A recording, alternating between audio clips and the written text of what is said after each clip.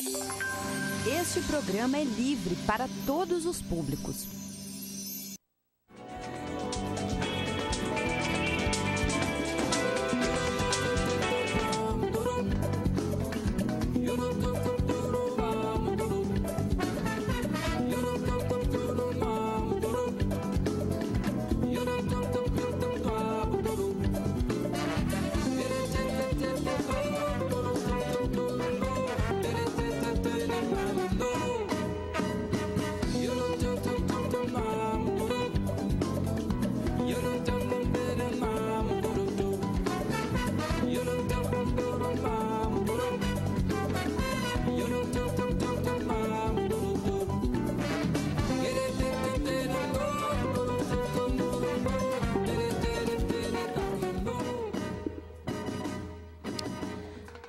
Horas, 4 minutos, muito bom dia a todas e todos. Paralelo 30 no ar, este que é mais que um programa de rádio, um espaço sempre para debater e expressar opiniões e que conta com apoio cultural e fundamental da Aptafurg Sindicato. Temperatura em Rio Grande 10,4, sensação térmica 7,6. Umidade relativa do ar 95%.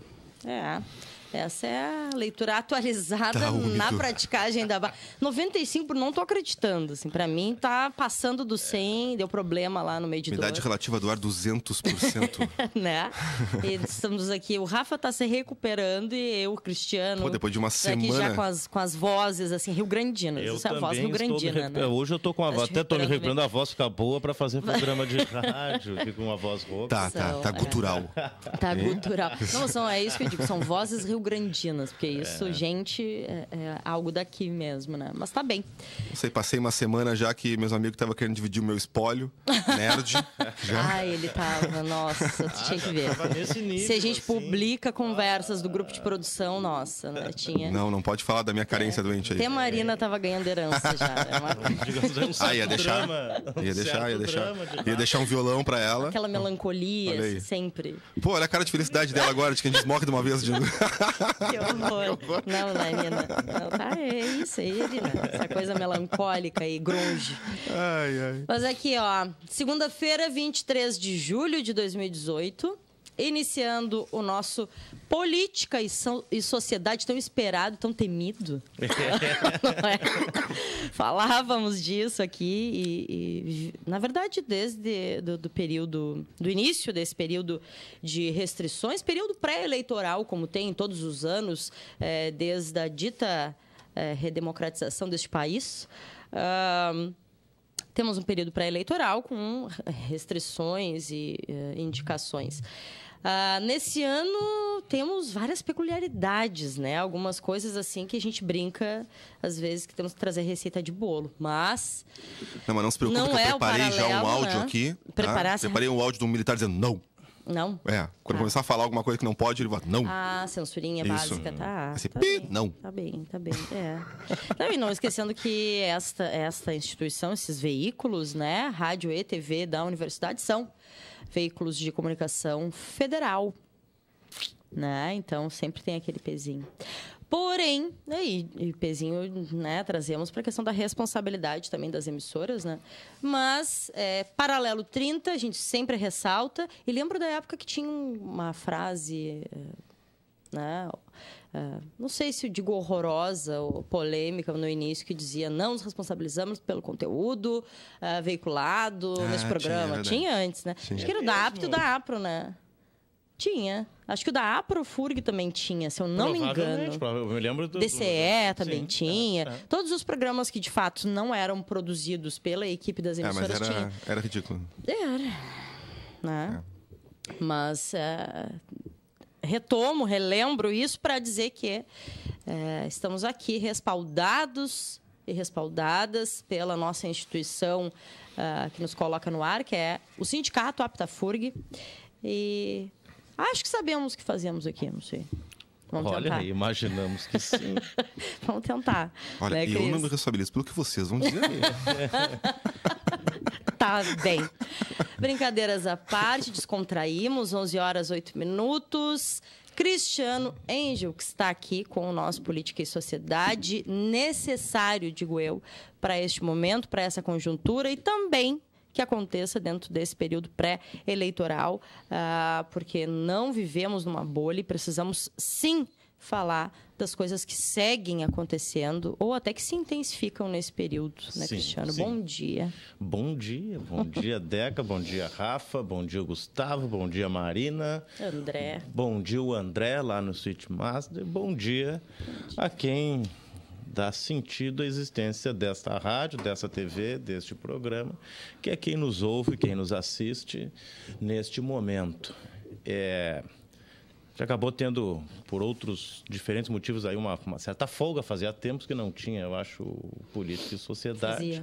Fazia acho Cá que mais de um mês, né? estamos, e confesso que é o primeiro depois dessa nova regulamentação aí.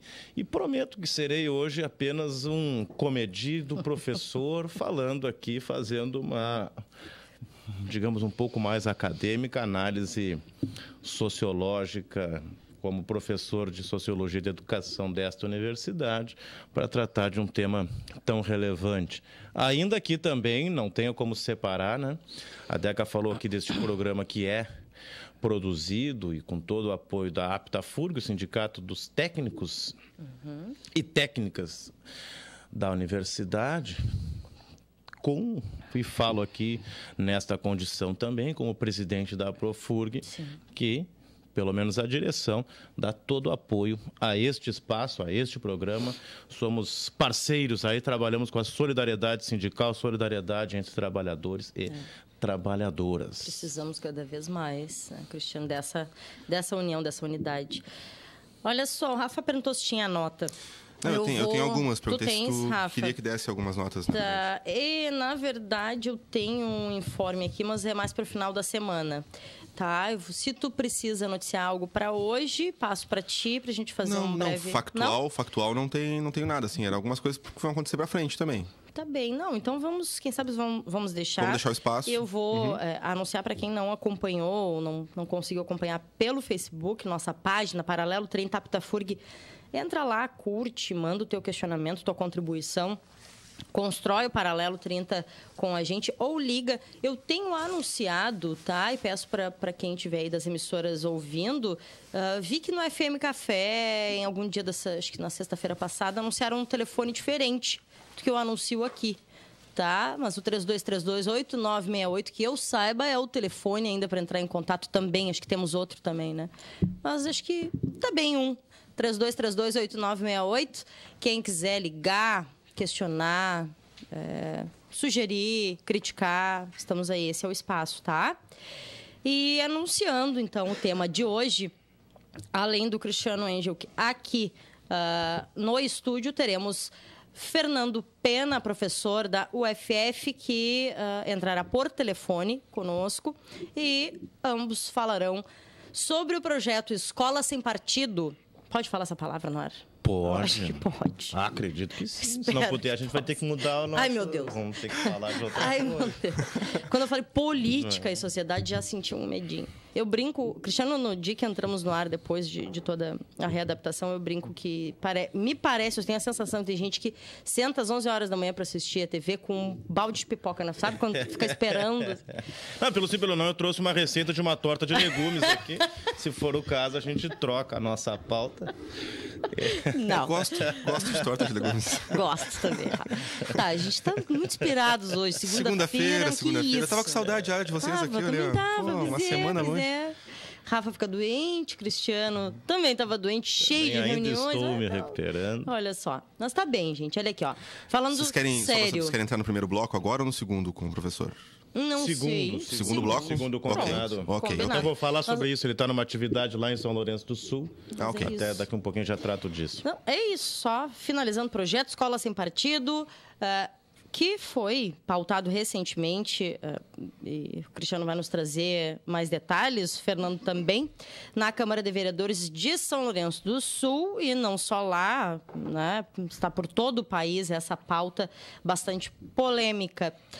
Cristiano Engel, e temos um movimento, né, uma frente de lutas sendo organizada em São Lourenço em função disso, lutando contra essa atrocidade, né? Então, passo para ti, para tu Vamos lá, iniciar então. o nosso tema, por favor. Então, acho que a gente poderia iniciar aí, acho que primeiro justificando, né, acho que a importância desse tema sendo tratado neste programa, neste quadro que é o Política e Sociedade, do chamado aí Escola Sem Partido, aprovado há uma semana atrás, na outra segunda-feira, no município de São Lourenço do Sul, que foi o primeiro, então, município aqui do Rio Grande do Sul a aprovar. Isso já é uma questão simbólica importante e por isso só já seria motivo para tratarmos.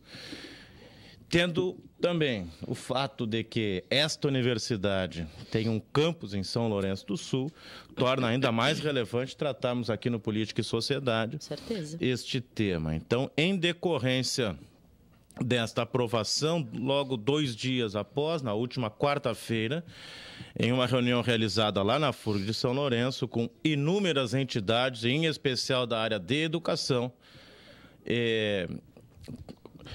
como a APROFURG, a APTAFURG, a DUFPEL, né, a Associação dos Docentes da UFPEL, o CEPER, Sinterg, Simpro, a SUFPEL, que é dos servidores da UFPEL, CUT, CNTE, Companhia Teatral Mise-en-Scène, Coletivo Voz em Movimento, Levante Popular da Juventude, Partido dos Trabalhadores, o DCE, da Universidade Católica de Pelotas, a Frente Brasil Popular de São Lourenço do Sul, o Sinasef, o Andes SN, o Instituto Mário Alves e o coletivo, o Movimento Verde Novo, entre outros, e membros da comunidade de São Lourenço do Sul, que criaram, então, a Frente de Resistência à Escola com Mordaça. Né? Seria um outro nome aí para se referir ao Escola Sem Partido.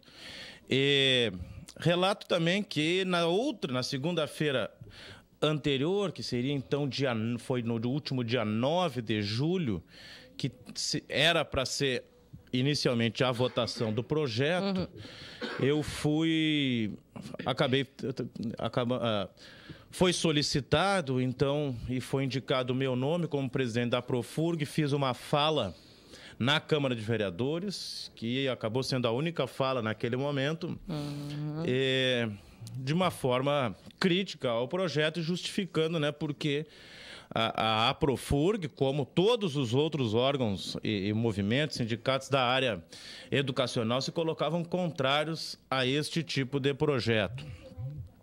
Pois então, naquela noite do dia 9, um vereador pediu vistas do processo para que tivesse mais discussão e que a necessidade de uma audiência pública para mais participação, mais professores e membros da comunidade escolar de São Lourenço pudessem se manifestar, mas, estranhamente, também esta mesma Câmara de Vereadores, inclusive este mesmo vereador, depois votaram contra a realização de uma audiência pública. Mas, enfim, faz parte do processo político. Posso comentar? E aí, na semana seguinte, acabou sendo votado e foi aprovado, então, por 6-4. Então, o projeto lá em São Lourenço do Sul. Não, e o comentário que eu queria fazer era votar contra a realização de uma audiência pública que tem o intuito, o papel de discutir, trazer público, o povo, a comunidade, para discutir acerca de determinado tema. Sim, exatamente. Vamos votar contra a realização de uma audiência pública, já por si só já é algo extremamente preocupante. Exato. Né? Que a gente sabe que sim, que faz parte do jogo político, todo tipo de manobra, ou enfim, de possibilidades que tem, sim, dentro do fazer político. Agora, ainda assim, na minha visão, só isso já é algo extremamente preocupante. Né? Um dado que eu acho que é importante trazer lá de São Lourenço do Sul, que antes da votação na Câmara de Vereadores, o projeto já havia sido discutido no Conselho Municipal de Educação, o qual teve votação contrária por 15-2. Aonde? Desculpa. No Conselho Municipal de Educação do município de São Lourenço do Sul. Então, o que mostra aí que quem está de fato envolvido com a educação se mostra aí amplamente contrário a aprovação deste tipo de projeto. E quem quiser ler, analisar o projeto, eu diria assim, com todo respeito, ele seria cômico se não fosse trágico. Sim. Algumas ideias, alguns princípios que traz, que seguem um modelo em todo o país. Os princípios são muito semelhantes. Quando trata, por exemplo, da ideia de uma audiência cativa, como se os estudantes fossem meros receptores de informação. Ou, por exemplo, quando a gente chega na justificativa, diz assim, já inicia dizendo: é fato notório que professores e autores de livros didáticos vêm se utilizando de suas aulas e suas obras para tentar obter a adesão dos estudantes a determinadas correntes políticas. A gente vê que são projetos feitos de quem não vive a realidade escolar, não vive a sala de aula. Por isso, esse é um ponto que eu lamento bastante, que professores e professoras não estejam envolvidos, de fato, na elaboração desse tipo de projeto. Se criam espécies de factoides para, de certa forma, impor um tipo de censura na sala de aula. Então, eu acho que é muito importante que se discuta. Por exemplo, a gente está com um projeto que se chama Escola Sem Partido. Cabe pensarmos algumas coisas. Em primeiro lugar, né? O que se considera como escola? O que é escola? Qual é o papel da escola? Por favor. A escola serve para quê? A escola serve para impor uma forma de pensamento, a escola serve para ser um espaço livre, para que possa, a partir daí, se ter um pensamento crítico ou não crítico, cada um vai criar a sua forma de pensar. E muito mais, a escola é percebida como um espaço de interação entre estudantes e professores e professoras.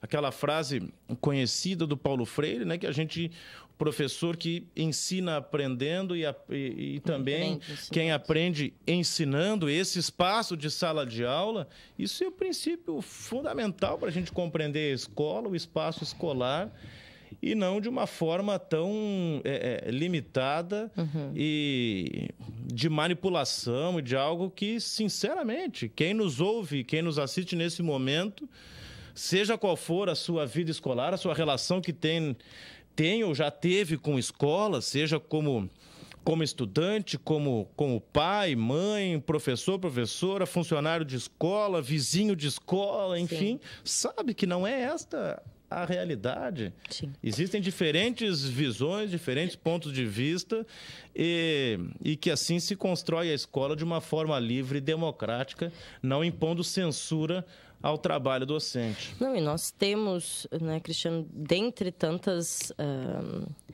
restrições, tantos cerceamentos, na verdade, né, que o projeto Escola com Mordaça, porque de fato é isso, assim, quando a gente fala escola sem partido, como tudo que vem se apresentando, vem meio que revestido ou maquiado de algo positivo dentro da visão da conjuntura, né? Ou numa conjuntura em que se repudia tanto falar em política ou em partidos, quando se coloca um projeto com o nome de Escola Sem Partido, parece que ganha a simpatia da sociedade, correto? E, bom, quando a gente se apresenta como escola sem mordaça, escola com mordaça, na verdade, que a proposta, né, é essa, a gente traz vários temas e proibições e cerceamentos, como, por exemplo, a questão da sexualidade na escola. Eu estava tentando achar aqui reportagem, mas é um sem fim de reportagens, pesquisem sobre isso, que fala, eu estava tentando achar uma específica de uma menina, não lembro a cidade, mas se não me engano foi em São Paulo, que durante uma palestra sobre sexualidade, a menina ouviu o que era, uma menina de 11 anos ou 12 anos, ouviu o que era abuso sexual, né? E ouviu de outra pessoa, porque possivelmente dentro do seu desenvolvimento já sentia que tinha algo errado naquela relação com o pai. E a equipe que palestrava sentiu algo diferente no comportamento da menina. Acho que a menina começou a chorar, não lembro bem. Conversaram com ela e descobriram que, de fato, ela tinha uma relação... sofria, né, um abuso dentro dessa relação familiar.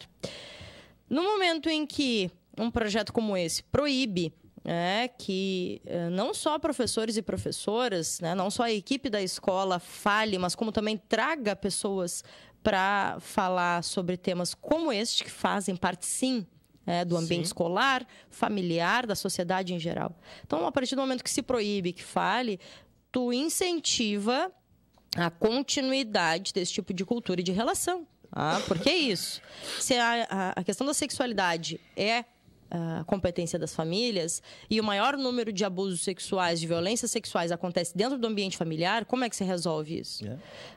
E está dentro da proposta maquiada ou não, explícita ou não, mas está sim, de proibir que professores falem sobre isso. Por isso que, né, quem trata, e aqui acho que poderíamos ter inúmeros programas, até com inúmeros convidados, só desta universidade, que nós temos de doutores, doutoras, grandes especialistas, estudiosos, estudiosas da área da educação.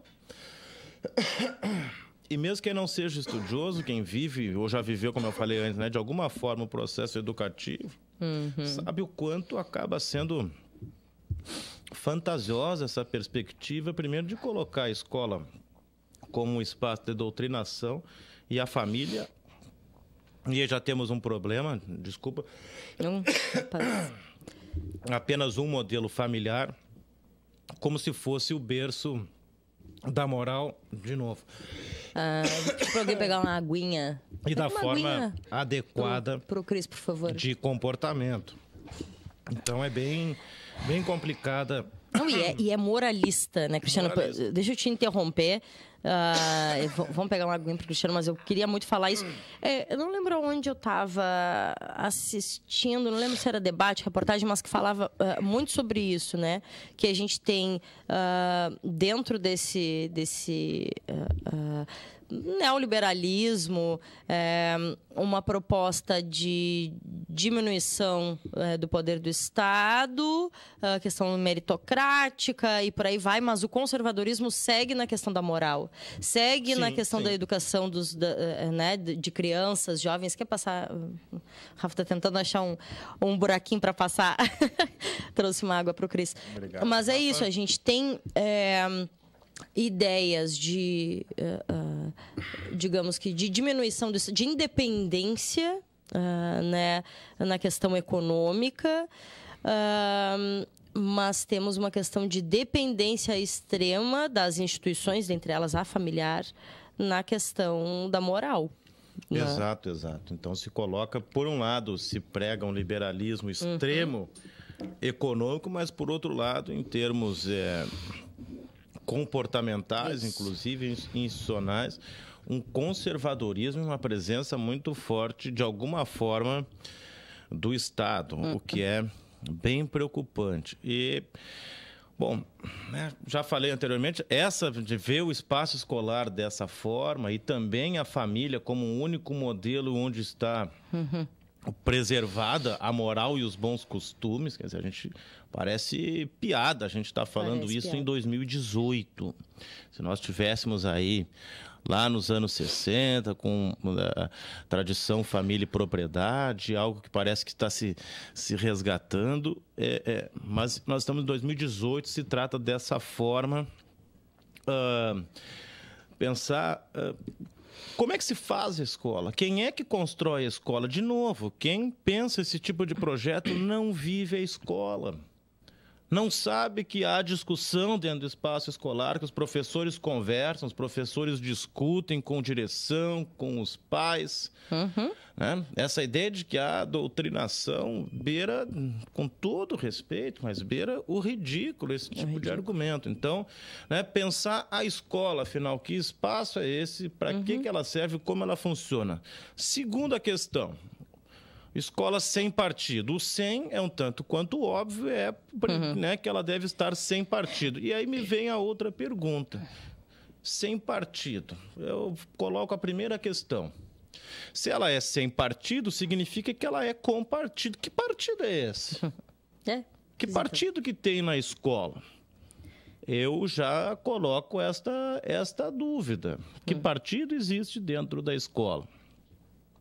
A escola, como qualquer espaço democrático, um espaço público, talvez encontre, e aí obviamente vai variar de cada escola, pessoas que ali dentro têm pensamentos de diferentes partes da sociedade, o que de certa forma representa diferentes partidos. Sim. Agora, não há daí a supor que exista um partido dominante dentro do espaço escolar é de uma paranoia e, de novo, acho que já vou falar pela terceira ou quarta vez, desconhecimento da realidade escolar. Desconhecimento total do que acontece dentro da sala de aula. De fato é isso, né? Deixa eu, assim, o Rafa me apontou o relógio, 11h29, mas eu vou trazer uma contribuição antes de irmos para o intervalo, só para finalizar. A gente pode retomar no retorno para contribuir, colega do Cristiano, também sociólogo e professor da sala de aula dentro da escola do Estado. Tiago La Rosa escreve, para contribuir na discussão, lembrando que políticas fascistas querem sempre eliminar os partidos, as diferenças e as diversidades. A escola sem partido tenta fazer exatamente esse movimento. E certamente sei que vivencia isso dentro da sala de aula também, porque faz parte, e vou encerrar assim, a gente vai para o intervalo, faz parte também das escolas promotoras da igualdade de gênero, que penso que de forma, podemos dizer até heróica, o GESE vem desenvolvendo. Exatamente. Algo extremamente necessário para as nossas escolas e que também é atacado dentro dessa proposta. Já foi, e né, continua sendo vítima desse tipo de pensamento paranoico. É isso, controlador do comportamento, enfim, vamos lá. A gente vai para o intervalo, tomar uma água, respirar, né? Porque brinco que a gente pisa em ovos, mas a gente não está acostumado a fazer isso aqui, né? Alguns a gente acaba quebrando. A gente quebra, pois é.